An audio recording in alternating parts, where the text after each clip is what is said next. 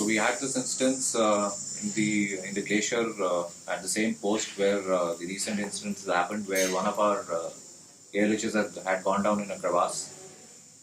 It was a very daunting mission that we had undertaken for the evacuation of the pilots, where we had no clue what had happened to them for quite a while, as the aircraft location was not known. We tried moving around, flying around quite a bit. The aircraft was just not visible. Till the time I decided to land at a neighboring post, which was lower than this, and I walked down to the control room, established the radio communication with the uh, people on ground, where I could see them physically, and thereafter they oriented me and told them that the aircraft is gone inside the crevasse. I flew again, reascertained, landed at that post. The post was barely gave you an option of landing at maybe a size of 3 by 5 meters. Landed at that place, walked on to the crevasse side, and with the help of the ropes and the assistance of the people around, the Jawans who were already posted there, we tried to look for it. We could not see it physically because it was about approximately later on discovered that it was about 150 feet inside. Taking into consideration the amount of infrastructure, the amount of equipment we had there, the people out there were restricted.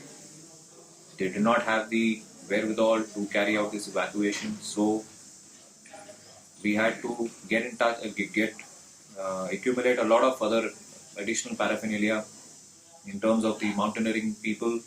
We have an advanced mountaineering institute there, so the people had just come back from an expedition a day prior, so they were acclimatized for that area. We had our backup of our ALHs there. We had got 3 ALHs there, so we were at that point in time 3. One had gone down, so we had balance of 2. There was another aircraft, fixed wing, which had landed at Thois for some routine sortie that was made to hold back till the time this evacuation was not carried out. So because of the fuel restrictions, I had to come back to the base camp. From there, we ferried the entire lot of the mountaineers, and at this post where this incident had happened, we could not land with the whole lot, so we had to make them land at a lower altitude post, and thereafter ferried in shuttles of 2s.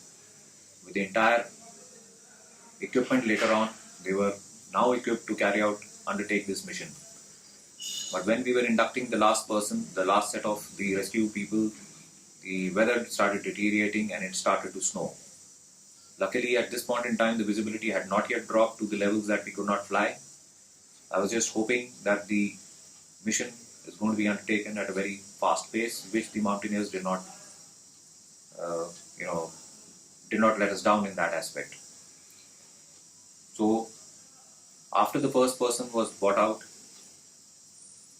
both of them apparently were in a state of shock. The person had come out. He was in a state of shock. He was administered the first aid by the doctors who had already reached there, and thereafter evacuated to a lower altitude again. I had to fly back again. Now this time when I was flying back again, the snowfall had really increased to quite an extent. The visibility had drastically dropped, and I just looked at my co-pilot and told him that we need to take this extra step because we have come this far.